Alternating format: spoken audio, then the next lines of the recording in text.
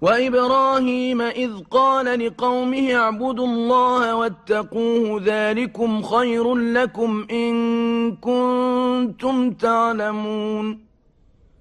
إنما تعبدون من دون الله أوثانا وتخلقون إفكا إن الذين تعبدون من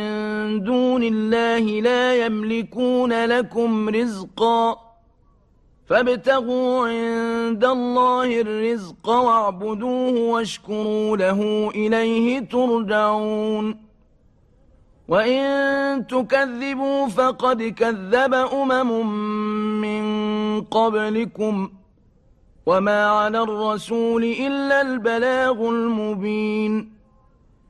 أولم يروا كيف يبدئ الله الخلق ثم يعيده إن ذلك على الله يسير قل سيروا في الأرض فانظروا كيف بدأ الخلق ثم الله ينشئ النشأة الآخرة إن الله على كل شيء قدير يعذب من يشاء ويرحم من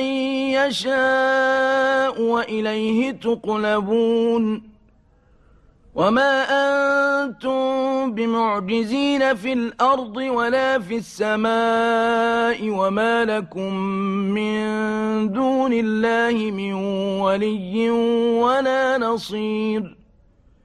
والذين كفروا بآيات الله ولقائه أولئك يئسوا من رحمتي وأولئك لهم عذاب أليم فما كان جواب قومه إلا أن قالوا اقتلوه أو حرقوه فأنجاه الله من النار إن في ذلك لآيات لقوم يؤمنون وقال إنما اتخذتم من دون الله أوثانا مودة بينكم في الحياة الدنيا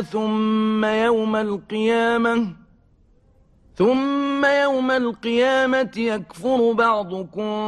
ببعض ويلعن بعضكم بعضا ومأواكم النار وما لكم من ناصرين فآمن له لوط وقال إني مهاجر إلى ربي إنه هو العزيز الحكيم ووهبنا له إسحاق ويعقوب وجعلنا في ذريته النبوة والكتاب وآتيناه أجره في الدنيا وإنه في الآخرة لمن الصالحين ولوطا إذ قال لقومه إنكم لتأتون الفاحشة ما سبقكم بها من أحد من العالمين أئنكم لتأتون الرجال وتقطعون السبيل وتأتون في ناديكم المنكر فما كان جواب قومه إلا أن قالوا ائتنا بعذاب الله إن كنت من الصادقين قال رب انصرني على القوم المفسدين ولما جاءت رسلنا إبراهيم بالبشرى قالوا إنا مهلكوا أهل هذه القرية إن أهلها كانوا ظالمين قال إن فيها لوطا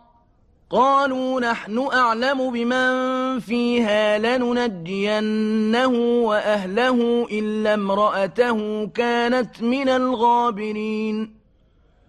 ولما أن جاءت رسلنا لوطا